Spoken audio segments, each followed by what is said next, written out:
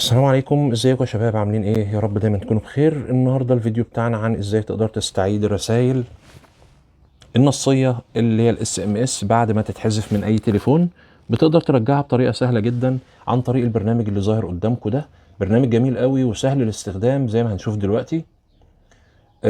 يلا بينا ندخل على طول على الفيديو، ولكن قبل ما نبدا يا ريت ما تنساش تعمل لايك للفيديو واشتراك في القناه علشان يوصلك كل جديد. زي ما انتم شايفين لو فتحنا تطبيق الرسائل هتلاقي فيه الرسائل دي. لو حددنا الرسائل كلها عشان بس نبقى عارفين كلها هنلاقي فيه 82 رساله. تمام، عشان نبقى عارفين. بس بعد كده بنفتح تطبيق السوبر باك اب اللي انا قلت لكم عليه ده، ونرجع على الصفحه الرئيسيه بتاعته اللي قدامكم دي.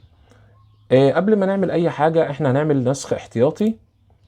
دي الصفحة الرئيسية يا شباب بتاع البرنامج.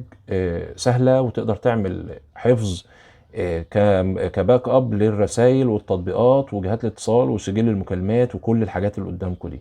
فاحنا النهاردة هنعمل الشرح بتاعنا على الرسائل النصية.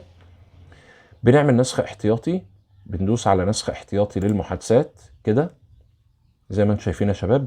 نسخ اهوت بنبدأ نحدد كل الرسائل عشان نعمل لها حفظ، وندوس على تعليم للكل كده ال 82 رسالة، وندوس على نسخ احتياطي ونقول موافق. تمام كده يا شباب. وتقدر كمان تبعت الملف اللي انت عملته ده للتخزين السحابي على جوجل درايف، بحيث لو فرمطت التليفون والبرنامج كمان اتمسح تقدر بعد ما تنزل البرنامج تقدر تعمل استعادة عن طريق جوجل درايف زي ما هوريكم دلوقتي.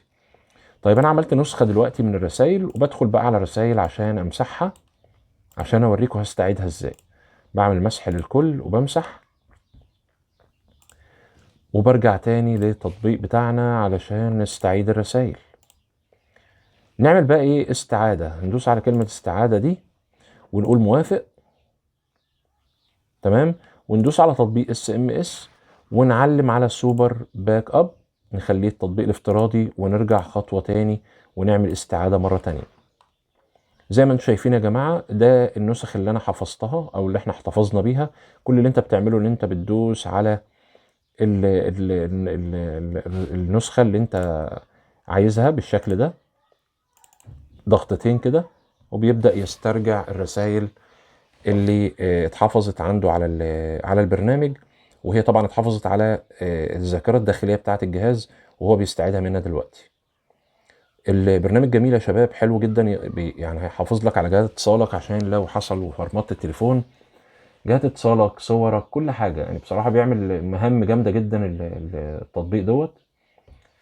خلاص كده تم اكتمال عملية الاستعادة بنجاح. هنخرج بره وندخل على تطبيق الرسائل تاني وهندوس على موافق ونعلم على تطبيق الرسائل يبقى الافتراضي زي ما كان.